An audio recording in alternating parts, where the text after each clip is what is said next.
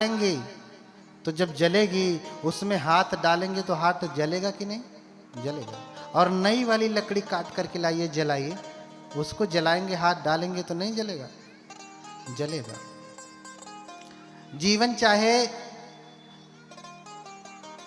जीवन चाहे वैभवशाली हो, सुख संपत्ति धन संपदा से भरा हो, चाहे दुखद हो प्रेतों की भांति, दोनों ही ठीक नहीं है, क्योंकि दोनों बार बार इस संसार से लगा हुआ है, मुक्ति नहीं है हुई। बस एक का जीवन अच्छा है, एक का जीवन बुरा है। इसलिए बुद्ध किसी को ये नहीं कहते कि तुम पुण्य कर्म करो और स्वर्ग जाओ, देवलोक जाओ। हालांकि जब पुण्य कर्म करेंगे आप इस जन्म में मुक्त नहीं होंगे तो आपकी सुगति होना तय है। हमने अभी कहा, जब आपने शील याचना की तो हमने कहा कि शीलेन सुगति यंति शीलेन भोग संपदा, है ना? क्या कहा? शील से ही सुगति प्राप्त होती है, अच्छी गति प्राप्त होती है। अच्छी गति यानी आप जिसे स्वर्ग कहते हैं, देवलोक कहते हैं, सुगति प्राप्त होती है। और शील से ही भोग संपदा प्राप्त होती है। शील से ही, अच्छे कर्मों से ही आज जो कुछ भी आपको है वो शील की वजह से ही है। समझ रहे ना? शीलेन निभृति यंति, शील से ही मुक्ति प्राप्त होती, निर्वाण होता है। इसलिए तस्मा शीलं विशोधये, शील की विशुद्धि करना चाहिए, शील का पालन करना चाहिए। अगर शील का पालन नहीं करते, सिर्फ पूजा करते हैं तो बहुत लाभ नहीं है उसका, बहुत लाभ उसका नहीं है। क्षणिक लाभ होगा, स्थायी लाभ नहीं होगा। क्षणिक सुख मिल गया कुछ, बस चला जाएगा, लंबे समय तक नहीं टिकेगा। शीलवान है तो सुख के साथ स्थायी होगा आपका प्रभुत्व। इसलिए सब कुछ शील के द्वारा ही संभव है। उसके बाद फिर समाधि लगती, शील है तो समाधि लगेगी और मुक्ति होगी। तो सब कुछ जाना, अविद्या से संस्कार, संस्कार से विज्ञान, विज्ञान से नाम रूप, नाम रूप से 6 आयतन। लंबा कठिन विषय है और कठिन विषय आपको शायद समझ में भी ना आए। कठिन विषय को सरल करना और कठिन है। हाँ, अविद्या का अर्थ है अज्ञान, संस्कार का अर्थ है जो कुछ भी हमने बुरा या अच्छा कर्म किया उसकी जो छाप मन पे पड़ी वो संस्कार है। और फिर विज्ञान, विज्ञान का काम है जानना। जैसे हमने उपासक जी को देखा, अनिल चंद्रा जी को, अब देखने के बाद हमारे आंखों ने चक्षुना संफस्सजो रूपं उपज्यति चक्षु विज्ञान, मैंने कहा आंख से जब रूप का स्पर्श होता है तो चक्षु का विज्ञान पैदा होता है। विज्ञान एक ही नहीं होता, 6 विज्ञान होते हैं और काल के अनुसार विज्ञान अधिक हो जाते हैं। आंख से रूप का स्पर्श होता है तो आंख का विज्ञान पैदा होता है, चक्षु विज्ञान। हमने देखा तो चक्षु का विज्ञान पैदा हो गया, ठीक है। वो विज्ञान बताएगा क्या कि अरे ये कौन है? ये तो अनिल चंद्रा है। कौन बताएगा? विज्ञान बताएगा। विजानाति लक्षणम विजानाति रूपम, जानेगा। फिर उसके बाद नाम रूप होता है। नाम रूप हमारा जो शरीर है और मन। नाम कहते हैं मन को, रूप कहते हैं 4 तत्वों से बने हुए भौतिक शरीर को। 5वां तत्व मैंने कहा कि जब व्यक्ति समाधि करता है, आकाश अनंत आयतन की भावना करता है तो आकाश तत्व घेरता है। अभी आपके मेरे भीतर आकाश तत्व नहीं है, लेकिन नहीं होता है ऐसा नहीं। इसलिए बौद्ध धर्म में कहते हैं चौथा तत्व होता ही नहीं, क्योंकि आदमी आकाश तत्व, आकाश अनंत आयतन तक पहुंचता कहाँ है? तो भैया जन सामान्य के तुम जानो कि होता ही नहीं, काहे झंझट में पड़े हो। आकाश तत्व 4 तत्वों से बना शरीर। और फिर जब ये शरीर होगा तो उसमें स्पर्श होगा। स्पर्श अर्थात आंखों से रूप का स्पर्श, कान से शब्द का स्पर्श, त्वचा से जो है स्पर्श होगा। और फिर नासिका से गंध का स्पर्श होगा, ठीक है, जिह्वा से स्वाद का स्पर्श होगा, मन से मानसिक धर्म का, विचारों का स्पर्श होगा। हाँ, और जब स्पर्श होगा तो वेदना होगी। वेदना अर्थात सुखद भी हो सकती है, दुखद भी हो सकती है, और उपेक्षा वाली अदुखम असुखा भी हो सकती है। किसी को देख के हमें बड़ा अच्छा भी लग सकता है, देख के बुरा भी लग सकता है, देख के न्यूट्रल भी हो सकता है। जैसे यहाँ आप आए होंगे, पीछे देखे होंगे बहुत सारे लोग बैठे, उनको देख के ना आपको खुशी हुई ना दुख हुआ, उपेक्षा में। और किसी अपने मित्र को देख लिए होंगे, अरे अरे आप भी आए हैं, तो खुशी हो गई। और किसी शत्रु को भी देखे होंगे, अच्छा यो आयल हूँ, तो मुंह लटक गया होगा, है ना। तो सुखद भी वेदना हो सकती है, दुखद हो सकती है, और उपेक्षा की वेदना भी हो सकती है, जिसे कहते हैं अदुखम मा सुखा वेदना। हाँ? और जब वेदना होगी तो तृष्णा होना तय है, चाहे सुखद हो चाहे दुखद हो। तृष्णा अच्छी बुरी दोनों होती। लकड़ी अच्छी और बुरी दोनों, सड़ी हुई नई लकड़ी, अच्छी बुरी दोनों तृष्णाएं किसी काम की नहीं। तृष्णा किसी काम की होती ही नहीं, चाहे अच्छी हो चाहे बुरी हो। लेकिन लौकिक जगत को जीने के लिए थोड़ी अच्छी तृष्णा अच्छी है, जैसे किताब पढ़ने की तृष्णा, ज्ञान प्राप्त करने की तृष्णा लौकिक दृष्टि से अच्छी है, पारमार्थिक दृष्टि से अच्छी नहीं, है ना। तो अच्छी या बुरी तृष्णा पैदा होगी। रूप अच्छा देखा, हाँ बहुत सुंदर, बुरा देख लिया, अरे कहाँ से बंदर का मुंह देख लिया आज, ऐसा होता है ना। तो ये वेदना होगी अच्छी या बुरी। और फिर तृष्णा होगी, तृष्णा कि अरे बड़ी सुंदर गाड़ी है, मेरे पास भी एक गाड़ी होती। किसी के पास बढ़िया एप्पल का फोन, अभी नया वाला लेटेस्ट वाला कोई होगा, हाँ देख लिया तो मन में तृष्णा जगेगी, अरे मेरे पास भी ऐसा ही एप्पल का फोन होता। हाँ, तो तृष्णा जगेगी। जब भी स्पर्श होगा तो तृष्णा जगेगी। कोई गीत गाने वाला होगा, गीत सुनता है बढ़िया सा, तो उसके मन में भी तृष्णा जगती, कितना बढ़िया गीत है, काश मैं भी ऐसा गाता, है ना।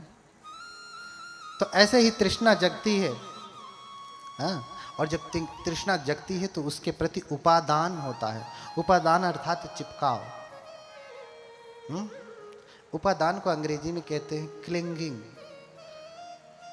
कुछ माताएं घरों में खाना वाना पैक करती हैं तो एक प्लास्टिक आती है, उसको क्लिंग रैप कहते हैं ना, चिपकाने वाली प्लास्टिक होती है। इसी उपादान से वो प्लास्टिक बनी हुई, चिपकाव, जिसे उसमें कोई गोंद कुछ भी नहीं होता है, लेकिन ऐसे आप कटोरे पे किए चिपक जाएगी वो प्लास्टिक।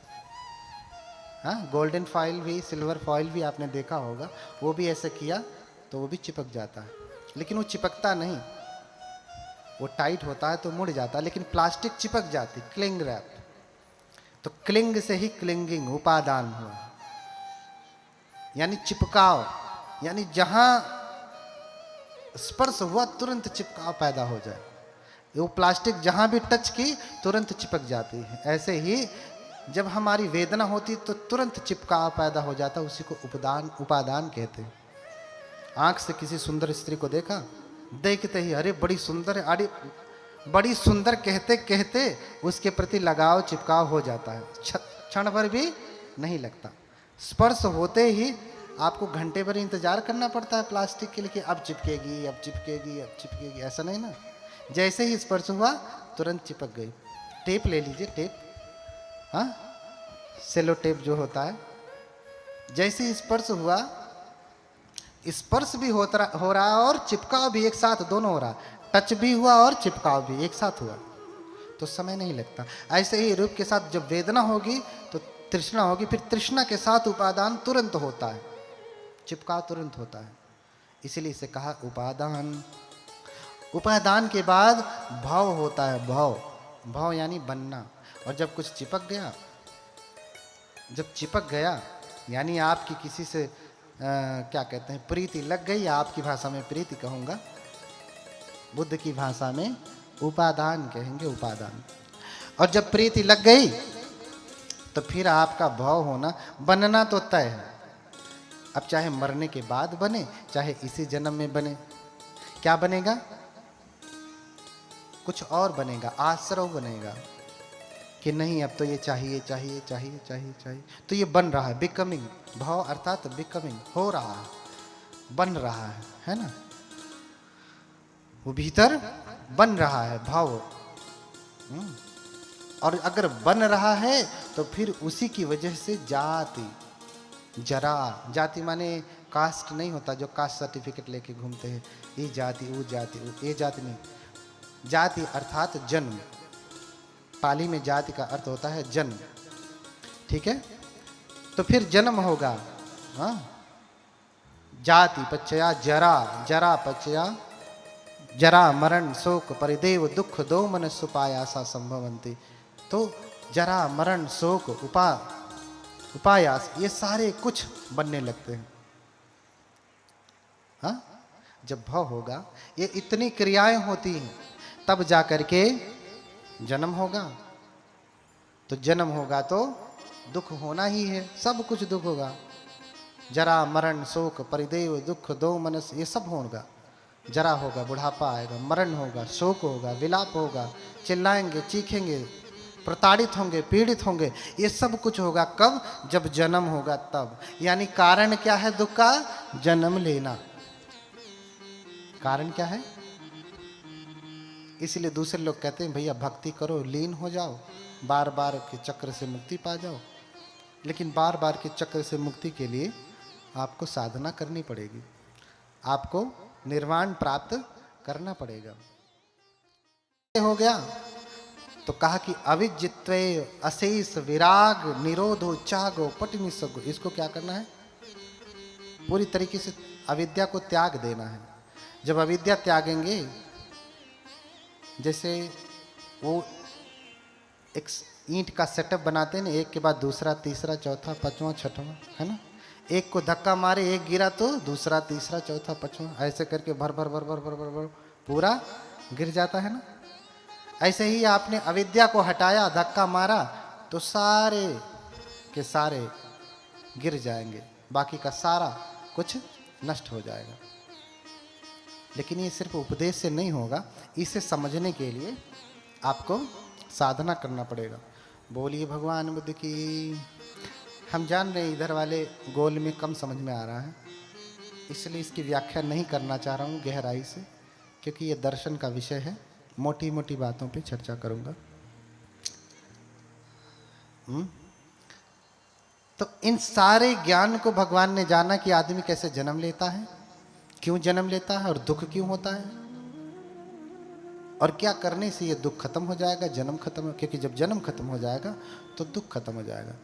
अब जन्म लेना बंद करने के लिए आप सोचें कि चलो मैं मर जाता हूँ, आत्महत्या कर लेता हूँ, जहर खा लेता हूँ, तो ये काम नहीं करेगा। शरीर मरेगा,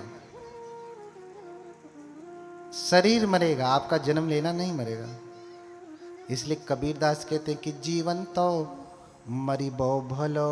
कबीरदास कभी भी नहीं कहते जियो, कहते मर जाओ। जी के क्या करोगे? जीवन तो मरी बो भलो, जो मरी जाने कोई। कह रहे हैं कि जीवन से तो अच्छा है मर जाना।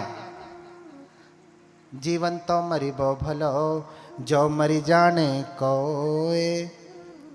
मरना पहले जे मरे, तो कली अजरामर होए। कह रहे कि जीवन से अच्छा है कि मर जाए, लेकिन मरने से पहले ही जो मर जाए तो अजर अमर कैसे होगा? मरने से पहले, अर्थात आपकी आशा तृष्णा के मरने से पहले शरीर मर जाए तो अजर अमर होने वाले नहीं है। बुद्ध तो अजर अमर हैं, आज भी पूज रहे, मरने वाले हैं क्या?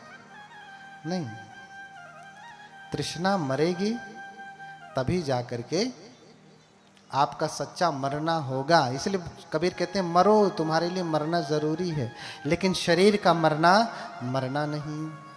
आपको बड़ा मरने का मन करता है, किसी के प्रति इतनी तृष्णा जग गई, जिसे आप प्रेम कहते हैं, उसे उपादान कहा जाएगा। इतना चिपकाव हो गया कि उसके बिना जीना अच्छा नहीं लगता, मरना ही अच्छा लगता। विभव तृष्णा में पहुंच जाते हैं। हाँ, कोई छत से कूद करके जान दे देता है, कोई फांसी लगा लेता है, कोई जहर खा लेता है, कोई डूब के मर जाता है। क्यों? क्योंकि उसके साथ जीना था, लेकिन उसकी शादी किसी और से हो गई। अब किसके सहारे जिए?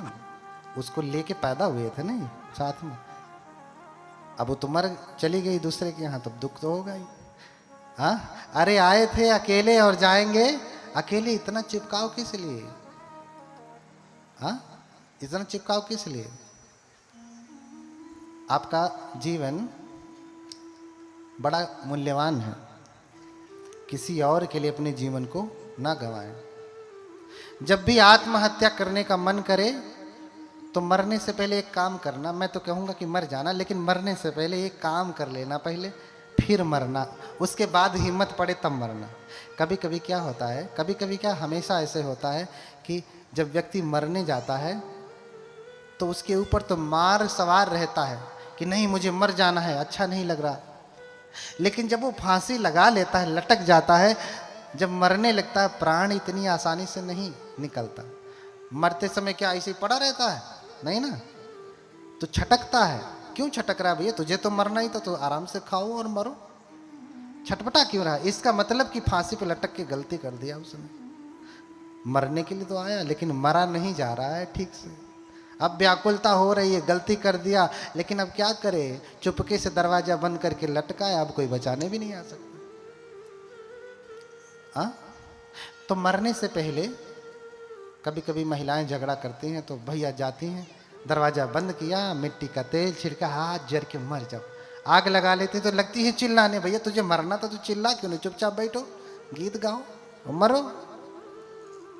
हाँ, लेकिन आग लगने के बाद समझ में आता कि गलती हो गई, अरे बचाओ रे बचाओ रे। इसलिए बचाओ रे की नौबत ना आए, उससे पहले एक काम कर लेना। मरने से पहले एक प्रयोग कर लेना। जब खूब मन करे कि नहीं मैं मरूंगा मरूंगी, तो मर जाना। मैं रोकूंगा नहीं, मैं कहाँ आऊंगा रोकने के लिए। यहीं कह दे रहा हूं, अपने से बुद्धि जगेगी तो रुक पाएंगे, नहीं रुक पाएंगे तो जाओ मरो, कौन रोक पाएगा। एक प्रयोग करना, घर में बड़ा सा बाल्टी होगा, टब होगा ना, पानी भर लेना, जाके उसमें मुंडी डुबो देना। और तब डुबोना जब तक ये न लगे कि मैं मर जाऊं, और लगे कि हाँ पीड़ा नहीं हो रही है, मर सकती हूं तो मर ही लेना, आग लगाने की क्या जरूरत है। हाँ, लेकिन ऐसा हो नहीं पाएगा। जैसे ही 20, 30, 40, 1 मिनट होगा ना, 20, 20, 40 सेकंड के बाद, 1 मिनट पूरा होते होते ही प्राण हथेली में आ जाएंगे कि कब सर बाहर निकालूं, कब सर बाहर निकालूं। हाँ, तो फिर कहेंगे अरे आग लगे मरे में जाते हैं हम तो जी अब। हाँ, तो सारी बुद्धि काम करने लगेगी। इसलिए मरने से पहले ये प्रयोग प्रैक्टिकल कर लेना कि ये काम आसानी से कर पाएंगे कि नहीं। हर काम का एक रिहर्सल होता है ना, जैसे संगीत वाले संगीत बजाने से पहले रिहर्सल करते हैं, तब जाके परफॉर्म करते हैं, तो अच्छा परफॉर्मेंस होता है। अच्छा मरना होगा तो पहले प्रैक्टिकल कर लेना, तो परफॉर्मेंस अच्छा होगा, खुद ही समझ में आ जाएगा कि मर पाएंगे कि नहीं। फिर छटपटाना, मरना भूल जाएंगे आप। हाँ, तो 2 काम हो जाएगा, सद्बुद्धि भी जग जाएगी, बच भी जाएंगे। बोलिए भगवान बुद्ध की। अब बुद्ध को ज्ञान प्राप्त हो गया, बुद्ध विवर्त कपाट के हो गए। बुद्ध कहते किसे हैं? मैंने कहा कि बुद्धति आर्य सच्चानीति बुद्धो। जो आर्य सत्य को जानता है वो बुद्ध है। सिर्फ जानता ही नहीं, बोधेता पजायाति बुद्धो। सिर्फ ज्ञान को जानते ही नहीं, दूसरों को बताते भी हैं। जो स्वयं अनुभव किया वो अनुभव कराते भी हैं। आज हम नहीं करा पा रहे हैं क्योंकि हम बुद्ध नहीं हैं, आप बुद्ध नहीं, हम नहीं बुद्ध हैं, आप भी बुद्ध नहीं। इसलिए आपको वो टेस्ट नहीं मिल पा रहा है जो मिलना चाहिए। इसलिए स्वयं आपको ये तप करना पड़ेगा। तुम्हें ही किचंग आतपंग अखा तारो तथागता। ये प्रयास तो आपको स्वयं करना पड़ेगा। प्रयास की शुरुआत कैसे होगी? प्रयास की शुरुआत कैसे होगी? बुद्ध के वचनों को मानेंगे कैसे आप? बुद्ध के वचनों को कैसे मानेंगे? हम कह दिए और आप मान लेंगे? नहीं। जब तक बुद्ध के प्रति श्रद्धा नहीं जगेगी, आप बुद्ध के वचन को मानने वाले नहीं हैं। बहुत सारे वैज्ञानिक बुद्ध को मान रहे हैं, लेकिन जानते नहीं। बुद्ध को मान रहे हैं, हाँ बुद्ध हैं कोई, लेकिन बुद्ध ने जो चर्या बताई वो बहुत सारे वैज्ञानिक माने वो वाला नहीं, कौन से वैज्ञानिक को कह रहा हूं आप समझ रहे हैं, लेकिन उनके जीवन में बुद्ध का कोई भी गुण नहीं है। क्यों? क्योंकि बुद्ध के प्रति श्रद्धा है ही नहीं। इसलिए वो बुद्ध के सामने भी आए तो एक बार ऐसे, हाँ क्या प्रणाम करने से क्या होता है? प्रणाम करने से क्या होता है? लेकिन कहते हैं, हमारा त्रिपिटक कहता है कि अश्राद्धस्य पुरुषस्य शुक्लो धर्मो न रोहति बीजानाम अग्नि दग्धो नाम अंकुरो हरितो यथा। मेरे वचन नहीं। जो व्यक्ति श्रद्धालु नहीं है, जिसमें श्रद्धा नहीं है, उसमें शुक्ल धर्म का सुक्कं धम्मं विपहाय, पाली में शुक्ल को सुक कहते हैं, संस्कृत में शुक्ल कहते हैं। शुक्ल माने अच्छा कर्म। जिसके हृदय में श्रद्धा नहीं है बुद्ध के प्रति, उसके भीतर धर्म का उदय नहीं हो सकता, कभी नहीं हो सकता है। और मुक्ति प्राप्त करना, भव से पार होना, स्वर्ग वर्ग प्राप्त करना, है तो बड़ी दूर की बात है, बहुत दूर की बात है, प्राप्त नहीं कर सकते। क्यों? क्योंकि श्रद्धा ही नहीं है। हाँ, बुद्ध से आलवक यक्ष ने प्रश्न किया। आलवक नाम का एक यक्ष हुआ, बड़ा ही सामर्थ्यवान शक्तिशाली। भगवान एक गुफा में ठहरे हुए थे और आलवक आता है। वो गुफा आलवक की थी, आड़वी में। यहीं आपको जौनपुर के आगे जो सुल्तानपुर जिला है उसी में पड़ता है आड़वी, आलवक की गुफा। भगवान वहीं जाकर के तप कर रहे हैं, साधना कर रहे थे। उसी समय आलवक यक्ष आया और देखा कि भगवान बैठे हैं। कहता कि निखमतु श्रमण। बोलिए भगवान बुद्ध की। क्या कहता? निखमतु श्रमण। श्रमण बाहर निकल। बुद्ध भी क्या है? श्रमण है। भगवान बाहर निकल गए। फिर भविष्यतु श्रमण। श्रमण अंदर जाओ। भगवान अंदर चले गए। फिर कहता है निखमतु श्रमण। श्रमण बाहर निकलो। भगवान बाहर निकल गए। फिर कहता भीतर जाओ। भगवान भीतर चले गए। फिर कहता बाहर जाओ। भगवान बाहर चले गए। फिर कहता भीतर जाओ। फिर भगवान भीतर चले गए। फिर कहता है कि बाहर जाओ। निखमतु श्रमण। श्रमण बाहर निकलो।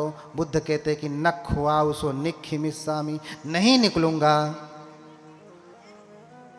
हाँ, क्या कहते? नहीं निकलूंगा। यक्ष होते हैं जिसमें मनुष्य और दैवी दोनों गुण होते हैं, शक्तिशाली होते हैं। यक्षो इस प्रकार के गुण होते हैं, बहुत ही शक्तिशाली होते हैं। आलवक सूत्र में इसका पूरा वर्णन है। भगवान कहते हैं नखो आओ सो निखिमिस्सामी। मैं निकलूंगा नहीं। तो कहता है कि नहीं निकलोगे तो जानते हो मैं क्या करूंगा? जानते हो क्या करूंगा? अगर निकलोगे नहीं तो चित्तंगवाते खिप्पिस्सामी। हाँ, हदयंगवा फालेसामी। पादेषु हथंगहे त्वा पार गंगाय खिप्पिस्सामी।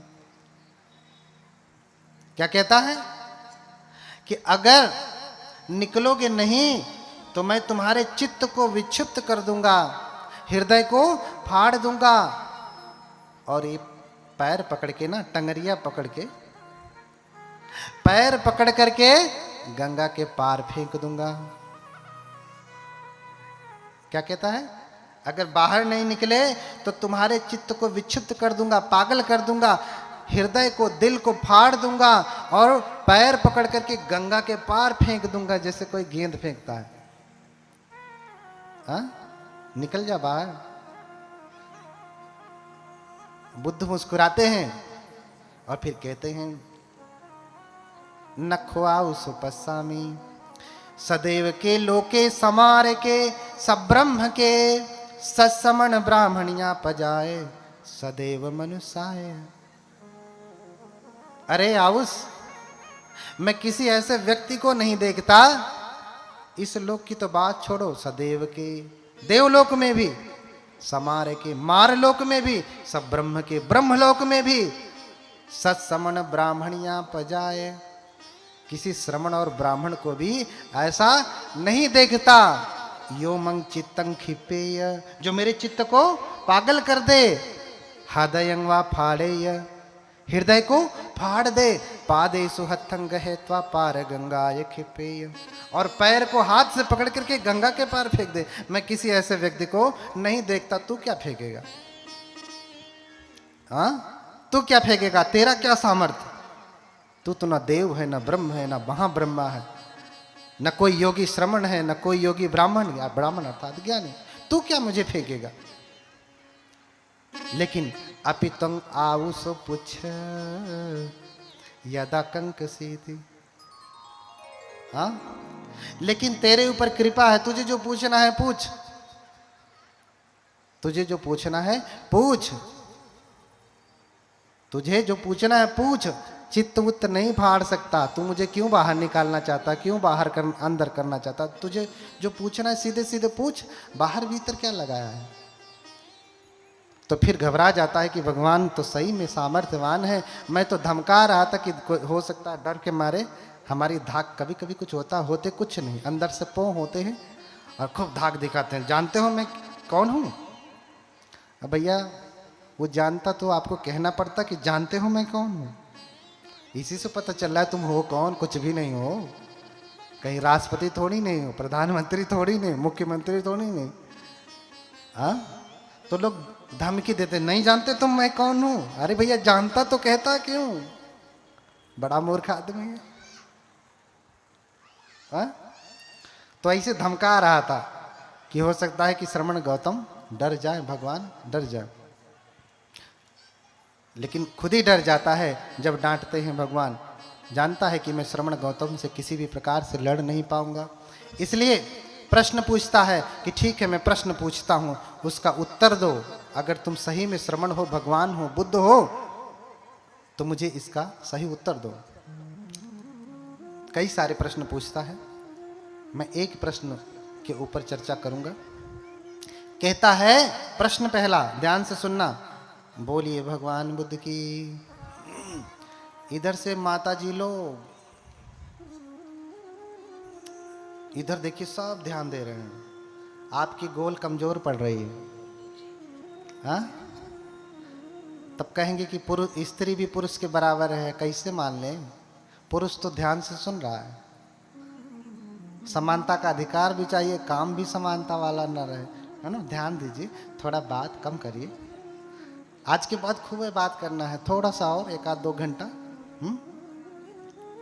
हाँ, प्रश्न पूछता है, किन सुध वित्तं पुरिसस्य सेठं। पहला प्रश्न कि बताइए श्रमण, सबसे श्रेष्ठ धन क्या है? सबसे श्रेष्ठ धन क्या है? किन सुध वित्तं पुरिसस्य सेठं। पहला प्रश्न पूछता। प्रश्न बहुत सारे हैं, क्योंकि मुझे श्रद्धा पे चर्चा करनी है कि बुद्ध की बातों को आप क्यों नहीं मानते। तो बुद्ध उत्तर देते हैं कि यक्ष आलवक सद्धीध वित्तं पुरिसस्य सेठं। श्रद्धा प्लस इध संधि हो गई तो क्या हो गया? सद्धीध। इध माने यहां इस लोक में, सद्धीध वित्तं पुरीसस्य सेठं। इस लोक में सबसे श्रेष्ठ धन क्या है? श्रद्धा। सबसे श्रेष्ठ धन क्या है? श्रद्धा। श्रद्धाय तरति योगं अपमादेन अर्णवं। अगर इस भाव से पार उतरना है ना, अरहत्व तक जाना है, बुद्धत्व तक जाना है, या स्वर्ग नरक भी आपको जाना है, नरक नहीं स्वर्ग जाना है, तो आपके लिए क्या चाहिए? श्रद्धा। बिना उसके नहीं। श्रद्धाय तरति ओघं। श्रद्धा से ही इस दुष्कर ओघ को, बाढ़ को, जो व्यक्ति को डुबा रही है बार बार यहीं में, व्यक्ति उसको पार करता है। इसलिए कहा अश्राद्धस्य पुरुषस्य शुक्लो धर्मो न रोहति बीजानाम अग्निदग्धो नामंकुरो हरितो यथा। बिना श्रद्धा वाला व्यक्ति कभी भी धार्मिक नहीं हो सकता। ज्ञानी हो सकता है, विद्वान हो सकता है, प्रकांड पंडित हो सकता है, लेकिन धार्मिक नहीं हो सकता। बोलिए भगवान बुद्ध की। इसलिए विद्वता के साथ क्या होनी चाहिए? श्रद्धा। और देखना, जिस व्यक्ति में श्रद्धा नहीं है, समर्पण। श्रद्धा किन किन बातों से परिलक्षित होती है? अरे आप अपनी मम्मी पापा को भी ऐसे हाथ जोड़ लेंगे तो भी कोई बात नहीं, मम्मी पापा नाराज थोड़ी ना होंगे। और झुक करके प्रणाम करेंगे तो भी कोई बात नहीं, ऐसे छू लेंगे तो भी कोई बात नहीं, माथा पटक करके 3 बार प्रणाम करेंगे तो भी कोई बात नहीं, प्रणाम नहीं भी करेंगे तो भी कोई बात नहीं। लेकिन सब प्रकार के प्रणामों में अंतर है। प्रणाम नहीं करेंगे तो इसका मतलब ये नहीं कि माता पिता आपको श्राप देंगे, ऐसा होगा नहीं। लेकिन जिस दिन आप माथा पटक करके उनको प्रणाम करेंगे ना, उस दिन आशीर्वाद आपको बहुत अधिक प्राप्त होगा। ये तो माता पिता तक की बात है। बुद्धों की बात तो और भी निराली है।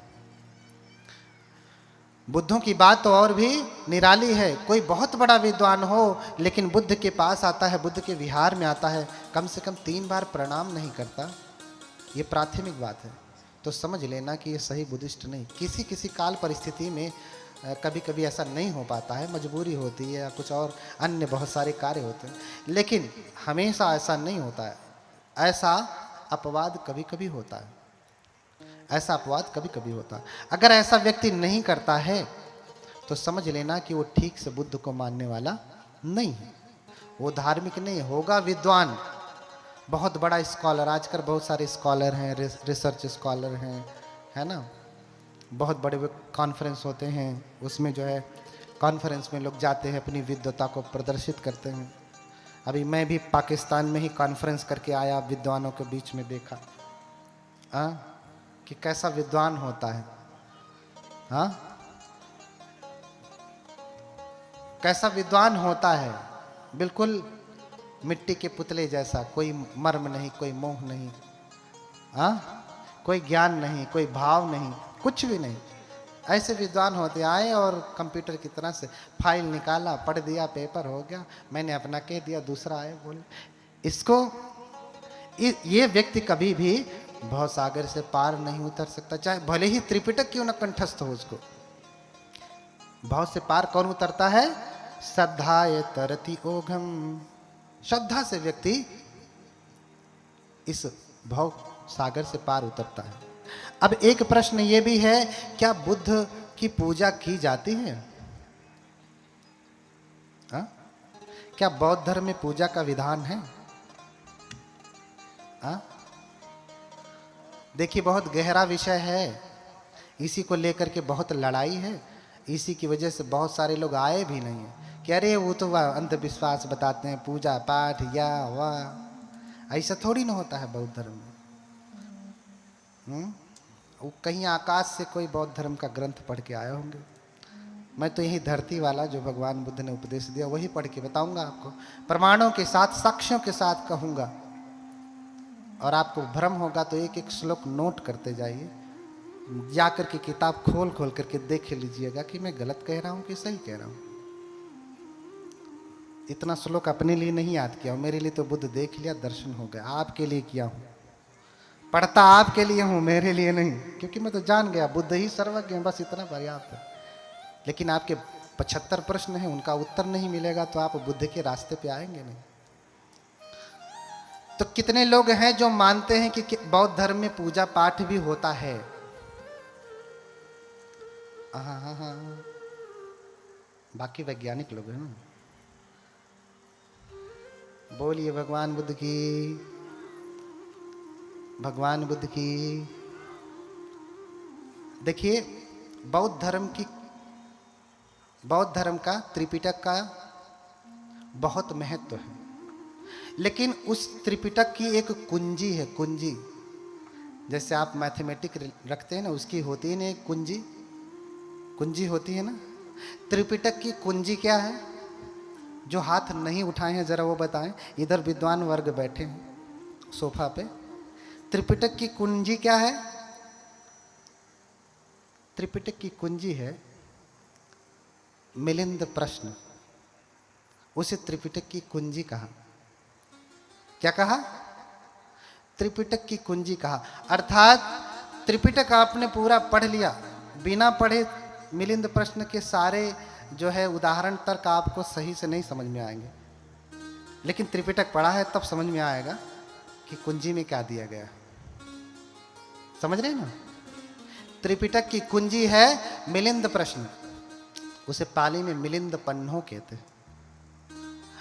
मिलिंद प्रश्न में ऐसे ही राजा मिलिंद बनते नागसेन से प्रश्न करते हैं, किंग प्रश्न करते हैं कि क्या भगवान बुद्ध पूजा स्वीकार करते हैं?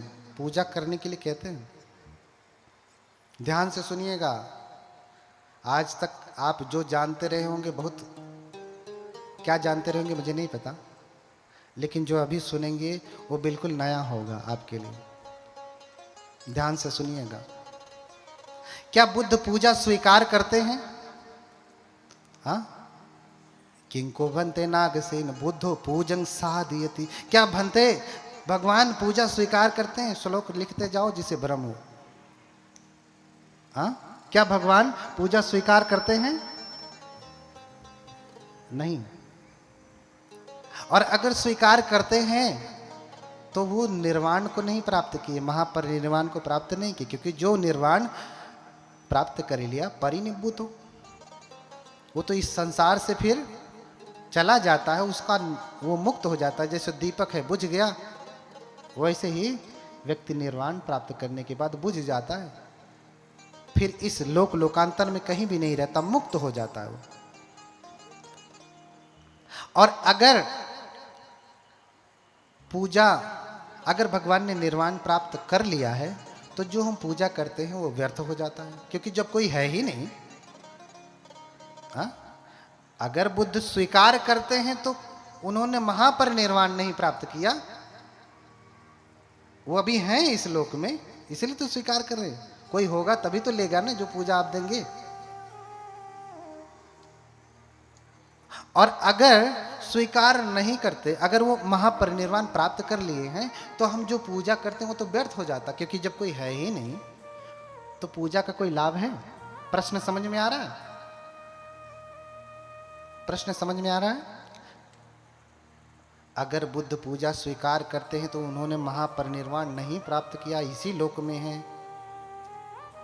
और अगर महापरिनिर्वाण प्राप्त कर लिया तो भैया किसे पूजा करें, किसे जो है समर्पित करें? कोई लेने वाला ही नहीं, वो तो व्यर्थ हो जाएगा। हाँ? ऐसा कठिन प्रश्न पूछा, इसे मेंढक प्रश्न कहा। क्या कहा? क्यों कहा? क्योंकि मेंढक का शरीर बड़ा जटिल होता, मनुष्य के शरीर जैसा। ऐसे ही ये प्रश्न भी क्या है? जटिल है। इसलिए आदमी के ऑपरेशन से पहले पूछिए, डॉक्टर बैठे हैं, किसका ऑपरेशन कराते हैं? मेंढक का। किसका? मेंढक का। तो किंखो भंते नागसेन बुद्धो साधयति, यदि खो भंते साधयति न परिनिब्बुतो भगवा, यदि परिनिब्बुतो तो कथं पूजा अवंजो होती अफलो। तो भाई क्यों पूजा करें? दोनों प्रकार से भाई पूजा का कोई अर्थ नहीं है। तो भंते नागसेन कहते हैं, राजन परिनिबुतो खो भगवान न पूजन साधयति। ध्यान से समझना, एक एक शब्द में, वाक्य में बड़ा गहरा दर्शन है। एक भी अक्षर विचलित हुआ तो दूसरा कुछ समझ जाएंगे, नुक्ते के हेर फेर से खुदा जुदा हो जाएगा, है ना? खुदा क्या हो जाएगा? जुदा हो जाएगा। परिनिबुतो खो महाराज भगवा न पूजन साधयति। महाराज भगवान तो परिनिर्वाण को प्राप्त कर चुके हैं, वो पूजा स्वीकार नहीं करते। लेकिन फिर भी अगर कोई पूजा करता है तो उसकी पूजा सफल होती है। कठिन उत्तर है ना? भगवान महापरिनिर्वाण प्राप्त कर लिए हैं, इस लोक में है ही नहीं आपकी पूजा लेने के लिए। लेकिन फिर भी अगर आप पूजा करते हैं तो वंझो भवति सफलो, तो अचूक एवं सार्थक सिद्ध होती, सफल हो जाती है। हाँ, तो भंते नागसेन से राजा कहते, भंते हाँ, जैसे पिता पुत्र का गुणानुवाद करता है, पिता पुत्र की प्रशंसा करता है और पुत्र पिता की प्रशंसा करता है, ऐसे ही आप कर रहे हैं। आप तो भगवान बुद्ध के श्रावक हैं, शिष्य, आप अपने भगवान की प्रशंसा कर रहे हैं। लेकिन ये तो उत्तर नहीं हुआ, ये तो उत्तर नहीं हुआ। बनते कृपया मुझे समझाएं, उदाहरण देके समझाएं, बात समझ में नहीं आ रही। तो भगवान कहते हैं, बनते कहते हैं कि भगवान परिनिब्बुत हो चुके हैं, पूजा स्वीकार नहीं करते। लेकिन फिर भी जो कोई पूजा करता है अचूक